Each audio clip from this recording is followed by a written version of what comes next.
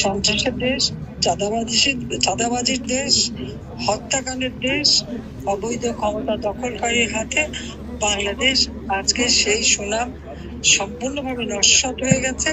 বাংলাদেশ এখন ধ্বংসের পথে। সারা বাংলাদেশ এখন চলছে জেলা উপজেলা ইউনিয়ন পর্যন্ত মামলা দিয়ে হয়রানি করা হবে অথবা আগুন দিয়ে পুড়িয়ে দেওয়া হবে। এই দুটি কাজই তারা করতে পারে। বাংলাদেশে কারো কথা বলার অধিকার নাই।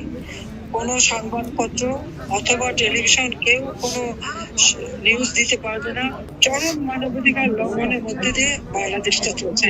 এই ধরনের একটা অন্ধকার যুগের দিকে আমাদের দেশটাকে ঠেলে দিচ্ছে, দেশের মানুষকে ঠেলে দিচ্ছে। আশ্রয়ের মাধ্যমে যাদের পরিবার ঘর দিয়েছি সেগুলো দখল করে দিচ্ছে। মানে দখলবাজি, চাঁদাবাজি, আসামি হোক আর না হোক, সেখানে যে তাদের কাছে চাঁদা